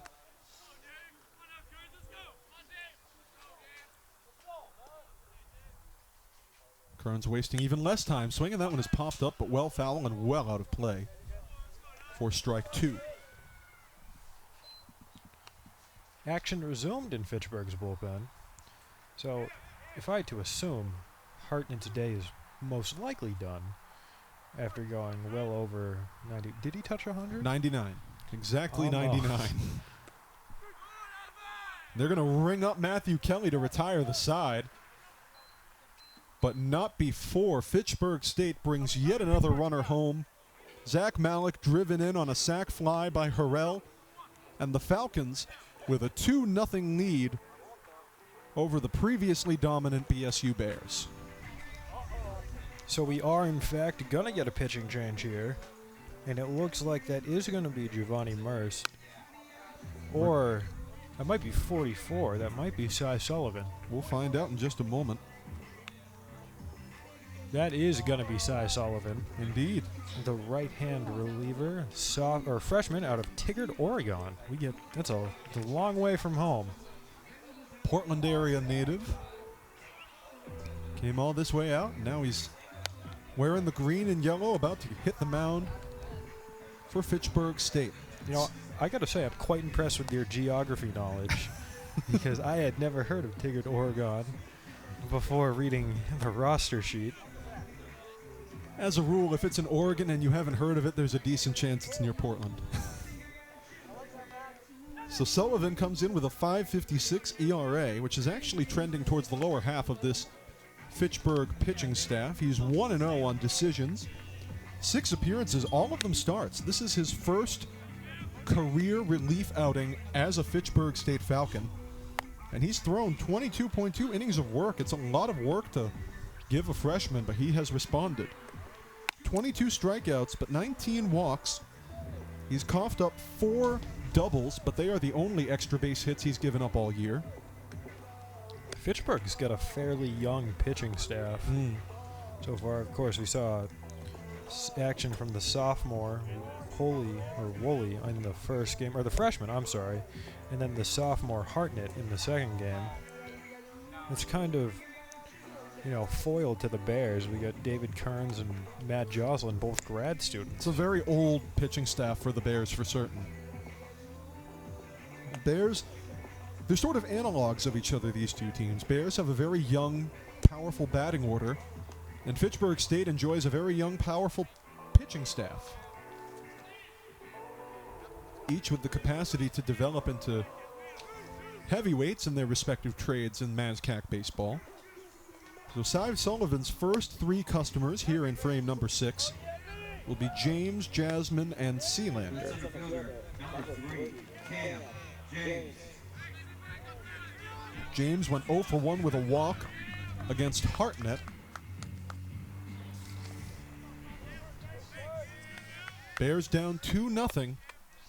Fitchburg State, after losing yesterday and losing game 1 of this doubleheader, looking to exact their revenge against Bridgewater, and they have done so throughout this game. Sullivan's first pitch finds the spot. Strike 1 called. Looks like Cam James had to move out of the way a little bit, but He's hugging the inside of that box, too. That doesn't help. Swing, and he fouls that one with a lot of force. Holy smokes. It's well foul, but geez, did he put some airtime on it. a lot of pitchers who would not appreciate him crowding the box that much. I don't think so. I don't think the goal is to make Cy Sullivan appreciate what he's doing. 0-2 the count. Sullivan the pitch. Swinging that one is also foul with a ton of power. I think these baseballs owe Cam James some money. That was almost over near the softball field. 0-2, still the count on James. Sullivan the pitch. Over him this time for ball 1. Now that might have been Cy Sullivan trying to get him to give him a little bit of space in the box. Certainly got him to duck. 1-2 the count. James doesn't seem to be obliging him. Sullivan the pitch. On the interior again. James nearly wore it, but it's going to be ball 2. If Sullivan's not liking it, keep doing it. 2 balls and 2 strikes on Cam James and Sullivan's first at-bat of the day. 6 outs left for the Bears in need of 2 runs. Another one on the interior. James nearly wore that one as well, and the count is full after going down 0-2. This will be pitch number 7 already in the at-bat. We've seen a lot of long at-bats in this second game. They're going to ring him up. James thought it was ball 4. Home plate official says strike 3 called, and Cam James is down. Cy Sullivan starts his day with a big old strikeout. So Daniel Jasmine to the plate now, following that strikeout. You get the replay of that one. You know, that was a little bit inside, but I can see it in the zone. I can definitely see it. I think that's a fair called strikeout. It looks a little bit worse because of how big or how much he was crowding the box, but I think that was taken into consideration. Yeah, definitely that in the first pitch of that at bat. 1 on, nobody gone for Bridgewater State, and the count now after that one outside is 1-1 on Daniel Jasmine. 0 for 1 with a walk in this game. This is the last time up. Swing and a miss for strike 2. Was one of the several strikeout victims of Hartnett. Sullivan trying to repeat that feat. The 1-2 pitch to Jasmine. Just outside. He was trying to fool him on the upper outer corner. And Jasmine didn't go fishing. 2 balls and 2 strikes. Good eye by Jasmine. Worked a good count in his last 2 at-bats. He'll work one here. That one was low. And Jasmine's count is full now. I believe that's his second full count of the day. It is. This will be pitch lucky number 13 for Cy Sullivan. Sullivan the pitch. Swing, and that one is belted right over. Trying to get a grip on it is Maxwell Kelly. He bobbles it, makes the play. Doing the splits is Malik for out number 2. That would hurt. I cannot say I'd be able to do that out there at first. Nah. So Josh Sealander comes up. No runners, 2 outs. And the Bears desperately need something. 2 gone, nobody aboard. Bridgewater State in a 2-zip hole here against the Falcons, who have come back with a vengeance in Game 2 of today's doubleheader. So Sealander is 0 for 1 with a walk as well. That one comes inside on him a bit. He hacks at it, chokes up too much, fouls it behind himself to go 0-1. Sealander came in as a pinch hitter in Game 1, gets the start in Game 2 at first base, and he'll take that one low for ball 1. This will be the 16th pitch already for Cy Sullivan. Here it is. Sealander swings at it out towards left, trying to set up underneath it is Smith. He dives, he can't make the catch. That one's going to fall just outside of his reach. And rolling into second for a stand-up double is Joshua Sealander. So Sealander, maybe some life here in the bottom of the 6th for the Bears as Sealander goes opposite field with this one, right out of reach. Just dove a little bit too early. Matthew Smith. DJ Prampin to the plate now. 2-out double for Sealander brings up Prampin 1 for 2 with a single. Stole second base afterward. Got caught trying to steal third base. Another 2-out double would be perfect for the Bears. Swing, and he gives that one airtime. That's tall. We'll see just how deep it is. Smith is trying to set up underneath it. Matthew Kelly instead will roll in for the catch to retire the side. Bears strand one in scoring position, and they remain at a 2-zip disadvantage against the Falcons as we head to inning number 7 in Game 2 of our Mazcac Baseball doubleheader here on the Bears Sports Network on BTV. So Kern's going to stay out there. Still nobody in the pen for Bridgewater, and he's had quite a good outing despite the 1 earned run. That came in the first inning off a sacrifice fly. Hills came across on that. We do, however, have some more action in Fitchburg's pen. It'll be interesting to see what that turns into. Cy Sullivan had a brief but very effective outing in just the last inning. Falcons have held the Bears scoreless, and Fitchburg State remains in front 2-0 as we head to the 7th. They're out hitting the Bears 6-3, and that's a big contributor as well. So Kearns' first 3 customers here in frame number 7 will be Lowray, Goldstein, and Maxwell Kelly. You can't discount what Kern's done out on the mound despite the score. Has not had any run support. No, it's very troublesome. And this Bridgewater State offense, which is usually so deadly, such powerful hitters, are just being held absolutely lifeless by exceptional Fitchburg State pitching and exceptional Fitchburg State field defense. You know, obviously it's a bit of an anomaly, but about a month ago we saw them put up 34 runs. Bears have seen their share of blowouts, but these last couple games against Fitchburg State yesterday and today, not among them. Strike one called on low rate to get things started here in the top of the 7th. Excuse the very loud fire truck that just went by in the background. I don't know if we picked that up on our broadcast, but we sure heard it here in the booth. 1-1 the count on low rate now. Hope all is well. And usually when you hear sirens like that, it's not a good thing. Hope all is well in the community. Kearns, the 1-1 pitch to low ray. Swing, and he gives that one airtime out towards center. James trying to post underneath it, and he does to make the play. Out number 1 in the books here in the 7th.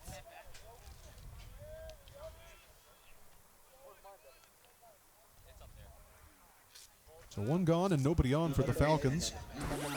Brings up Liam Goldstein, who's doubled in this game, but also struck out. Kearns wasting no time with the pitch and finds the spot, strike one called. And that had gas on it too. Kearns, the 0-1. Pulls a swing and a miss out of Goldstein for strike 2. This next pitch will be Kearns' 80th. The 0-2 to Goldstein. Here it is. Swing, and it is foul. Into the floor. Goldstein will stay alive. No balls and 2 strikes on him. 1 out, nobody aboard for the Falcons. Top of the 7th. Fitchburg leads 2-0. Kearns, the 0-2 pitch. That one was well outside. And they are going to confirm that Goldstein held up on the check swing. Sure looked like it up here, but you always have to be sure. Quite the effective outing for Kern. Majority of his pitches have been strikes. Kearns, the 1-2. Low and away, ball 2. Both of these starting pitching performances were really sensational. Kearns for Bridgewater State, certainly Hartnett for the Falcons was stellar. Swing, and that one is airtime out towards left. That's going to be too far for Smith to grab, but it lands foul anyway, so it doesn't matter. A brief moment of suspense. It's very overcast in Bridgewater today. Hopefully the weather's nicer wherever you folks are watching or listening from, but the fact of the matter is, it is gray and gloomy out here, and I can totally see how some of these baseballs would get lost in the sky of sorts. And Daniel Jasmine probably breathing a sigh of relief that one went foul. Wasn't going to be able to track that down regardless of if he could see it. But we saw in the first game, Riley Thornell seemed to have lost a ball for a little bit. Speaking of third baseman, Sarasi a quick bobble, but he heaves to first. But Sealander was off the bag, and the play is not made. Good play by Sealander, preventing that one from going over his head and potentially resulting in a runner reaching second. See a little bit of a bobble here by Sarasi. Corralled it well, but just fired it right above the head of Sealander. I think it looks like he would have been safe anyway. They're going to call it an E5. At least our live stats say that right now. Sarasi's going to get tagged with that one for the time being. 1-on-1 gone for Fitchburg State here in the top of the 7th. Kearns working to Maxwell Kelly and offers him ball 1.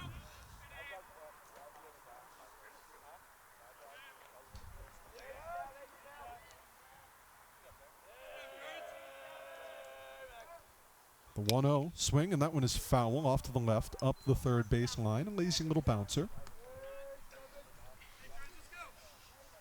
1 ball and 1 strike on Max Kelly. He'll step back into the batter's box. Kern hanging low. 1 out, 1 runner aboard. Kearns offers ball 2, trying to grab the outer edge, but did not. And Maxwell Kelly enjoys a 2-1 advantage in the count.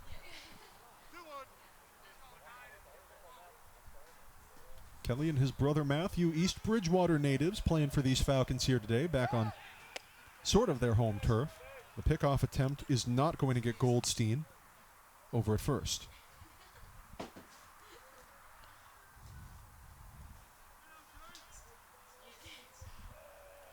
Falcons lead at 2-0 here in Game 2 of our doubleheader. That one is upstairs on Kelly, and it's ball 3.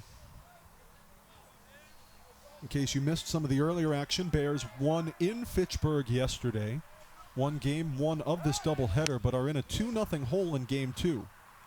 Pickoff attempt did not get Goldstein at first that time either.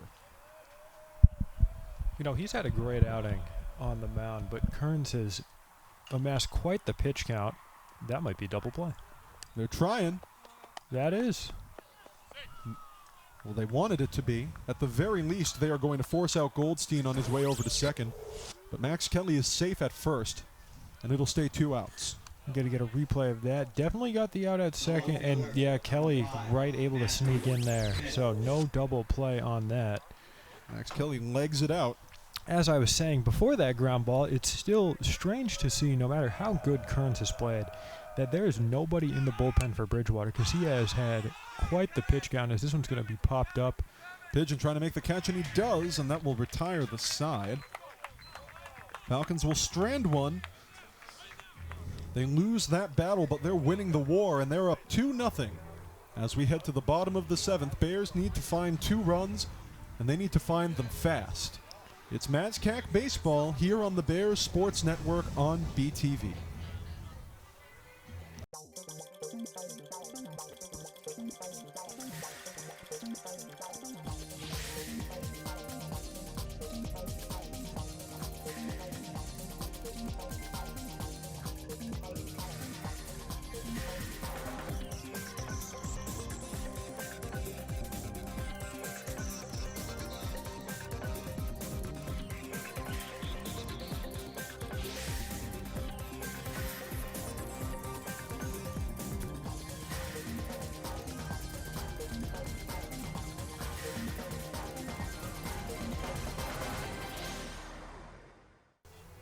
So we got a new pitcher out here. Cy Sullivan heads to the bench, and Lowell Pear, or Pare? I think Pear. Pear comes in, the grad student of Leominster, Massachusetts, Leominster high school graduate. Pretty much right next to FSU. And he's certainly enjoying some of the slimmer numbers in this Falcons pitching staff as well. A 4.50 ERA walking in today. 6-2 on the year. No other Falcons pitcher has more than 2 wins. This guy has 6 of them. 16 appearances, all in relief. This is his duty. 30 innings of work exactly. Here's a couple of stats for you. 40 strikeouts. Guess how many walks? I don't know. How many walks? 6. 6. This guy's strikeout to walk ratio is bonkers. We saw Hartnett had a great strikeout to walk ratio, but my goodness, this is... I didn't think you could get much better than that, but here we are. He's allowed just 4 extra base hits the entire year. His task will be holding Sarasi, Pigeon, and Lindsay hitless, or keeping them off base altogether here in the bottom of the 7th. Falcons enjoy a 2-0 advantage. It's do or die time for the Bridgewater State offense.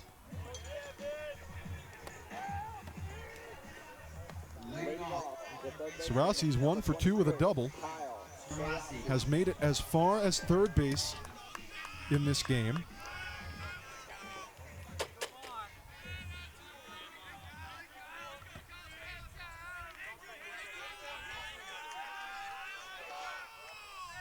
Pair deals and finds the spot. Strike 1 called.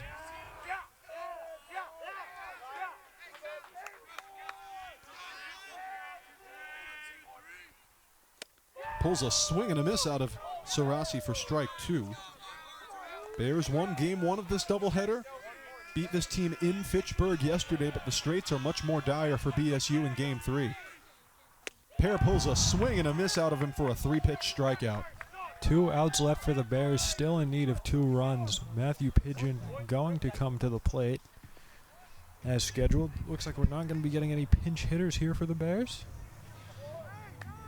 Pigeon's 0 for 2 today with 2 strikeouts. You know, maybe a new pitcher could do him some good, facing somebody not Hartnett. On the off chance they're able to tie this thing up, the Bears had someone moving out there. It ain't over till it's over. That one's foul. Someone on Route 104 is going to get an unwelcome gift, and it's 0-1 on Pigeon.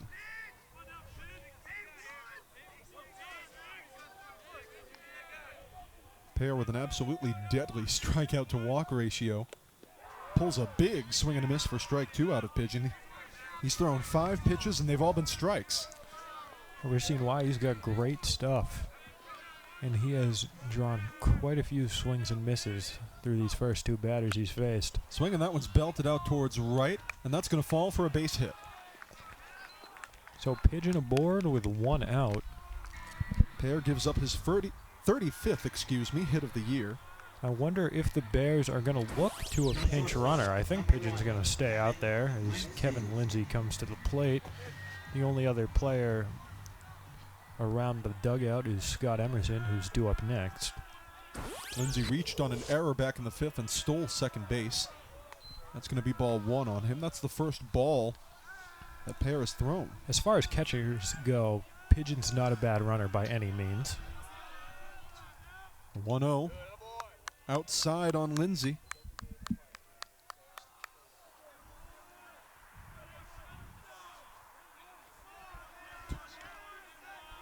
2-0 the count on Lindsay.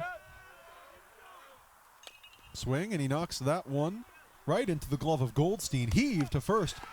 He was but drawn it takes him off the bag. Pulled off the bag was Malik. So maybe signs of life for what's been a fairly dormant Bears offense so far today. Pigeon moved along to second there during the exchange. 1 out, but runners at second and first for BSU. Hiramo will come up to have a little bit of a conference with Pair.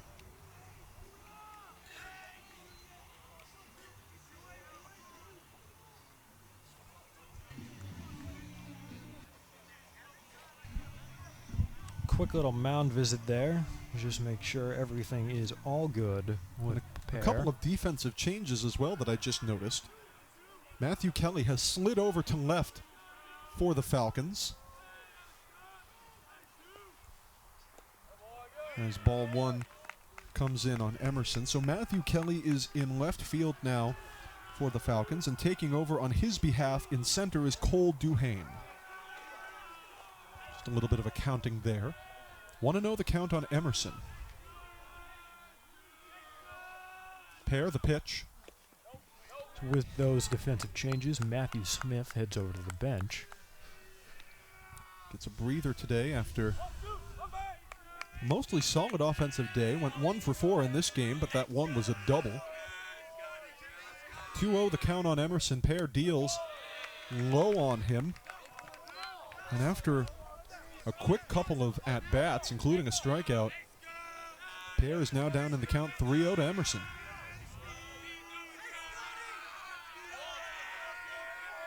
Crowd is cheering and jeering. Pair the 3-0. Low outside, near miss, and they're full. To be honest, I can't really tell who the crowd is cheering and who they're jeering. Both teams represented here today, certainly some Bears fans, and I've seen a fair smattering of Fitchburg State gear. Yeah, they've seen some folks with either dog in the fight here to support at Alumni Park today. So with the bases full and only 1 out, here's Witkowski. 0 for 3. Now would be a great time if you're a Bears fan for him to end that, but he takes strike 1 called. This is a big spot for him. 1 out, bases loaded, down 2 in the bottom of the final inning. He's looking for his first hit.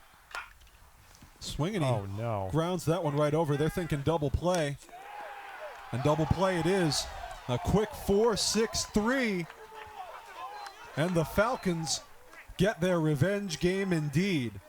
After 7 full, hard fought, but Fitchburg State comes away with a must-have win to clamber back to 500 on the year. After 7 frames, Falcons 2, Bears 0. Bears take 2 out of 3 in a 3-game set spanning 2 days, but cannot close out the sweep after some massive pitching heroics and some massive defensive heroics by the Falcons. Again, your final score here in Game 2 of our MazCac baseball doubleheader. Fitchburg State Falcons 2, Bridgewater State Bears 0. Thanks for joining us for today's MazCac baseball doubleheader here on the Bears Sports Network on BTV. I'm Matt Donahue. And I'm Luke Mansfield. We'll see you guys back here on Friday, April 28th against Worcester State. Another fun MazCac matchup coming up. Until then, take care of yourselves and remember that every day is a great day to be a Bear. Thanks for joining us, folks.